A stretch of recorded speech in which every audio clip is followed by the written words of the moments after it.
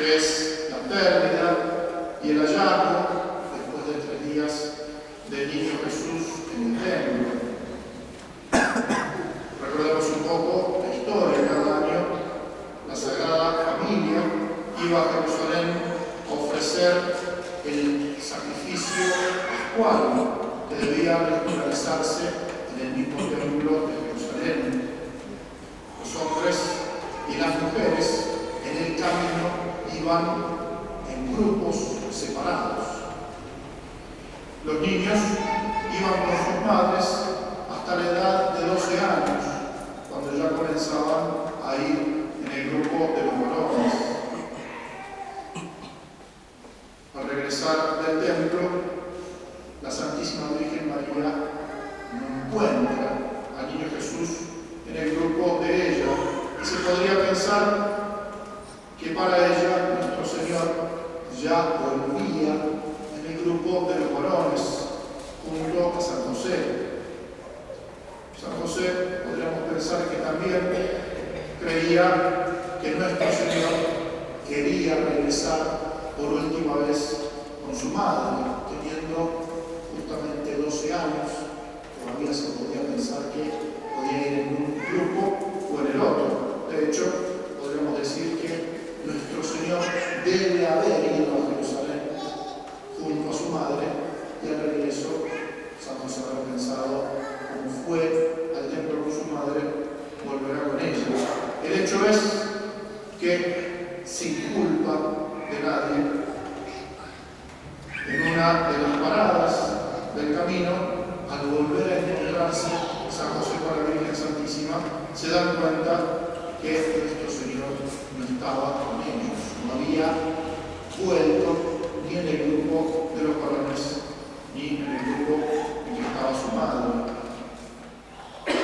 Imaginemos cómo habrá llegado esa noticia a la Virgen Santísima, que habrá pasado por su pensamiento.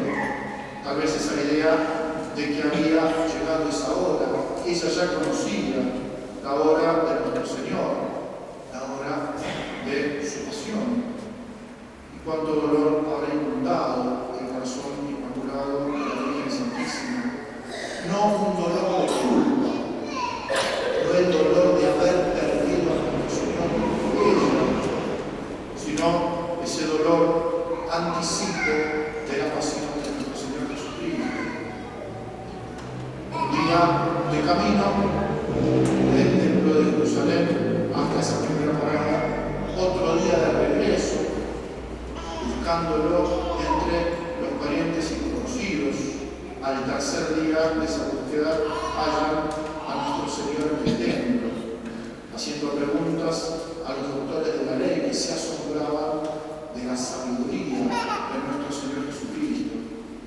Y la Virgen hace una pequeña queja amorosa a nuestro Señor. Jesús, tu Padre y yo te buscábamos angustiados. ¿Por qué has obrado así con nosotros?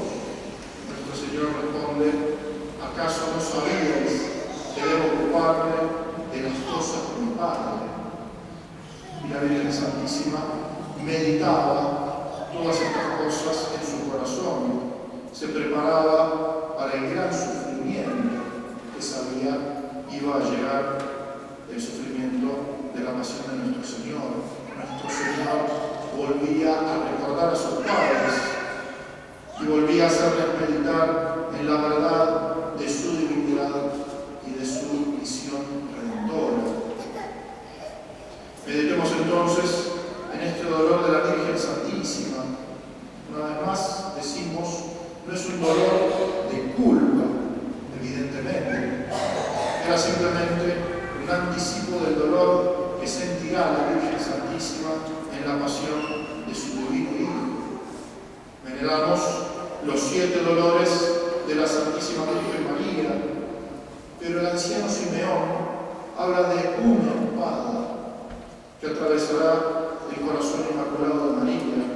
Esa espada única es la pasión y muerte de nuestro Señor, y los 7 dolores que veneramos son dolores en referencia a esa única espada, en referencia a lo que nuestro Señor debía sufrir para pagar por nuestros pecados.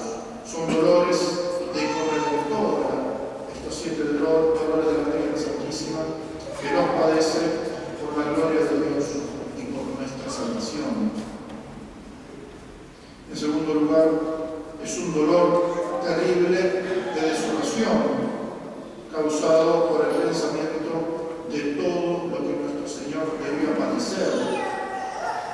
Un dolor de desolación, pero no por la pérdida de nuestro Señor, porque nunca perdió la presencia de Dios, y un dolor resignado, pues a pesar que según San Germano había concebido a nuestro Señor en su mente, antes que su cuerpo jamás podía perder esa presencia de Dios. Ese dolor es un dolor de pena que nosotros debíamos pagar por nuestros pecados, que la Virgen Santísima sufre por nosotros. Dolor de esa pena por los pecados que nuestro Señor debía reparar, pena que ella también tomaba en su corazón inmaculado para pagar por nuestros pecados. No era entonces dolor de lo que ella misma había de padecer en el momento de la pasión de nuestro Señor. Al contrario, cuando Dios sufría el misterio de la encarnación, no solo aceptó padecer junto a nuestro Señor, sino que tuvo el deseo de sufrir 1 y 1000 veces la pasión, si de esta manera pudiera destruir el pecado que tanto ofende a la majestad divina y aliviar así los padecimientos de su Hijo, Dios y hombre.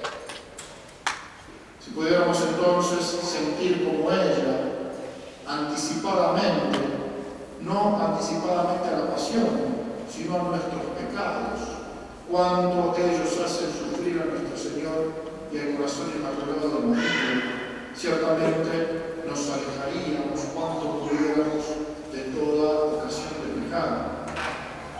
O si pudiéramos sentir el verdadero dolor que deberíamos tener por nuestros pecados ya cometidos, tendríamos un arrepentimiento y un propósito de no pecar mucho más profundo y más firme, y haríamos todo lo posible por reparar la pena que nuestros pecados merecen.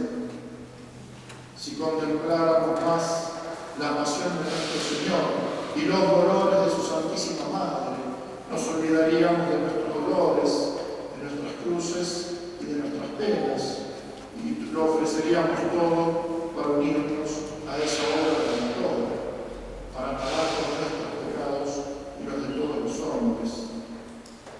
Pidamos hoy a la Virgen Santísima la gracia de poder comprender ese dolor tan grande que no existe otro igual como la Virgen Santísima, como se aplica a la Virgen Santísima del libro de la sabiduría. Ved si hay un dolor o mi dolor. El único dolor verdadero, el de la pasión de nuestro Señor, que no es distinto del de corazón de la Virgen. Comprender esos dolores, para que nos demos cuenta que el único verdadero dolor nuestro debe ser el de haber pecado, pues solo ese dolor puede aliviar a los sagrados corazones de Jesús y de María y salvar nuestras almas. Que así sea.